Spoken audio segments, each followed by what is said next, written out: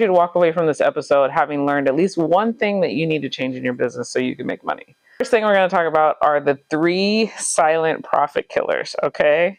So the first one is using cheap supplies. A lot of the times as a decorator or a balloon artist, you may think if you're just getting started that buying cheaper supplies is going to equal a bigger profit, and you're going to be able to keep more of your money in your pocket because you're spending less on materials.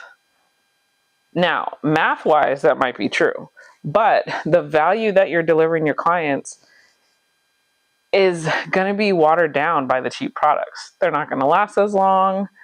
Your prep time is going to be impacted because you're using a cheap supply, and therefore it deflates, so you can't blow up the balloons 3 days ahead of time like you would with professional balloons. You're going to run into balloons popping outside, not being able to withstand the elements outside or even indoors. One thing you don't want is for your client to have their event.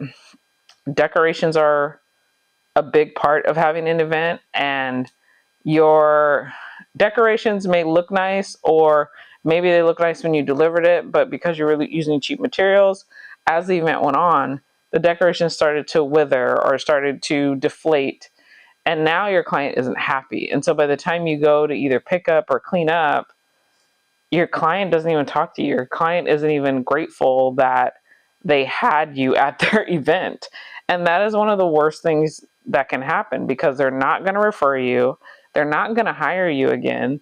And then your reputation is ruined. So you really don't want to go the cheap route when it comes to material costs. Just use professional grade everything as much as you can. You're trying to be profitable. You're trying to charge higher prices. You're trying to attract a higher end clientele. Well, you can't use words in your advertising like cheap, affordable.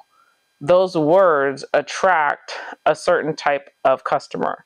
I'm not saying that those are bad, but what I'm saying is, and I'm not saying that those clients don't deserve to have you decorate their party. What I'm saying is a client that, and I've had personal experience with this, a client that is looking for something affordable may not want to pay your prices. A client that's looking for the cheapest option may not want to pay your prices. So, and I've had the experience of those clients also being paired with clients that want something for free or some kind of discount.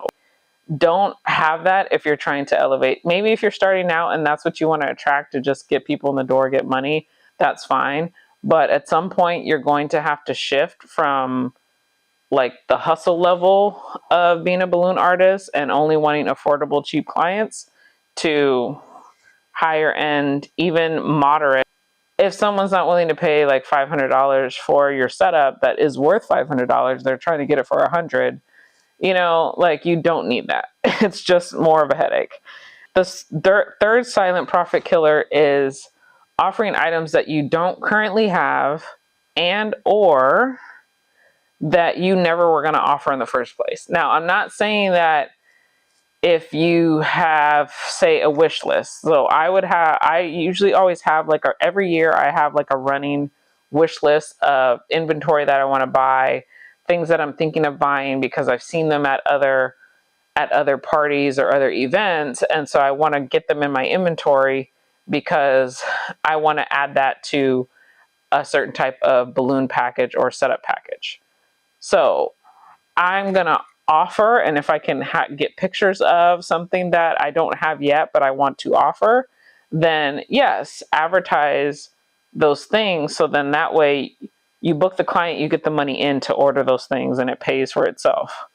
But don't offer something that you wasn't even on your radar. like for instance, offering, you do balloons and you do backdrops, but you want to offer party favors, but you've never made custom party favors before. You weren't even thinking about having a package that had custom party favors. Why? Okay, the friends and family discount needs to stop. It really needs to stop, y'all.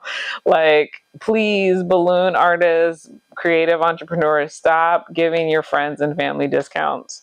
I've learned from so many experiences, and so, not even just my own experiences, but friends that also create things have had experiences with their own, with family members, where they don't get paid for their time, they don't get paid for the travel, they don't get paid for the lack of sleep. Like, you're losing all these things. They don't even appreciate you go through the trouble of creating something, and they don't even take pictures of it, they don't even post it, they're not appreciative. It's just, why offer a discount if that person doesn't appreciate the discount? Do they even know that they're getting a discount? Are you just arbitrarily giving them a discount because they're your friend or because they're your family member, and not even letting them know?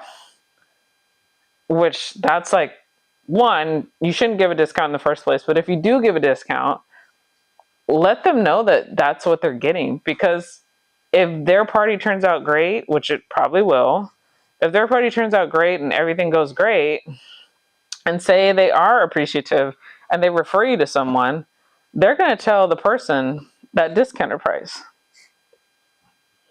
Okay? And then the friend of the friend is going to think that the discounted price is the price when it's not. The friend of the cousin thinks that your balloon garlands are $150. And then when the friend of the cousin reaches out to you and says, "Hey, I got your number from so and so, I'm friends with your cousin," and you're like, "Okay, let me know what you want." You give them a quote and you say, "Yeah, it's $250," and they're like, "Well, your cousin said."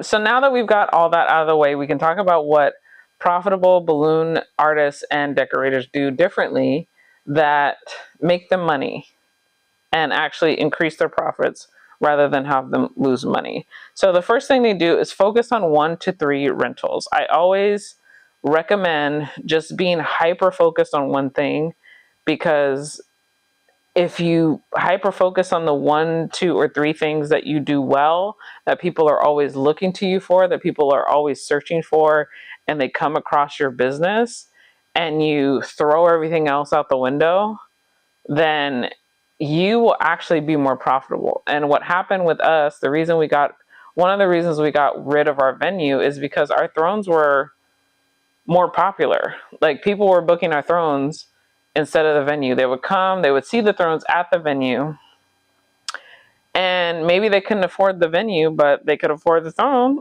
So that just, it started to become like more of a showroom for the thrones. And it was like, why are we paying rent, on this property when we could just have the thrones in storage and do it that way? So, and do like an audit every year. I look at my numbers and I look at, like, okay, what was the most popular each month? What rentals, what items were, what colors? Now that we just focus on thrones, we look at colors and sizes. So what colors and sizes were the most profitable? Let's promote that. Let's get those, return on investment. Let's get that return on investment back quicker and quicker and quicker. The thing profitable decorators and balloon artists do is they outsource things that they don't have. So similar to what we talked about before, where the client is technically paying for this new inventory that you have, even better, the client can pay for the rental and you get the rental from another vendor. So one of the things that I do is I don't house our marquee numbers or our marquee letters in-house or in our storage. I outsource that. I have a girl that I work with, and she's readily available and does it as a business, just marquee numbers and letters. And so whenever I have that as an add-on to a package, you really have to build, if you're in the event industry, where no matter where you are, you want to think about, like, who in your area has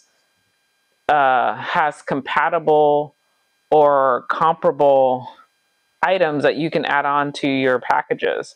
So if you only do balloons and you don't want to house any backdrops, find someone that does backdrops only. Find someone that does custom backdrops and will deliver them and paint them and customize them for you. Find someone that, you know, maybe has backdrops, but they don't necessarily rent them all the time. See if you can get those things for a discount, or see if you can, hey, I can, you know, you don't rent these out a lot. I know you don't rent these out a lot, as you said before when we met.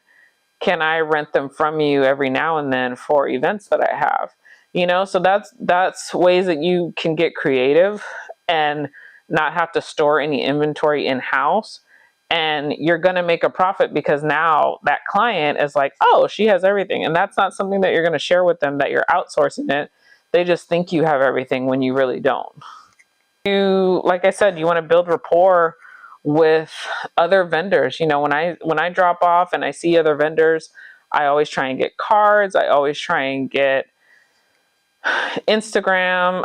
We just delivered a throne, this throne specifically, the other day, and the mom was actually the one decorating and doing the balloons and the backdrop and everything, and then I think her husband did the marquees. So I asked her, hey, like, can I, like, do you have an Instagram? Can I follow you? You know, I would love to tag you in your husband's businesses, you know, and that's what we did. Like, it's just like, you know, exchange of information. It's always good to know several people that do the same thing. So that way, if one's not available, you can get the other one. You know, you can call the other person. You know, have your main people that you call, have like your number one spot, kind of like a basketball team. You have your number one spot, you have your first string, first team that is your go-to team, like the marquee person. I have my backdrop person. I have my balloon person. Like you have go-to people in certain areas. And then after that, you have your second string. So let me know what you guys think about this video. I hope you learned something. I hope as balloon artists, you can take some of this information and grow with it. Check out my Sand store for coaching opportunities, ebooks, and freebies that you can use for your business. Peace.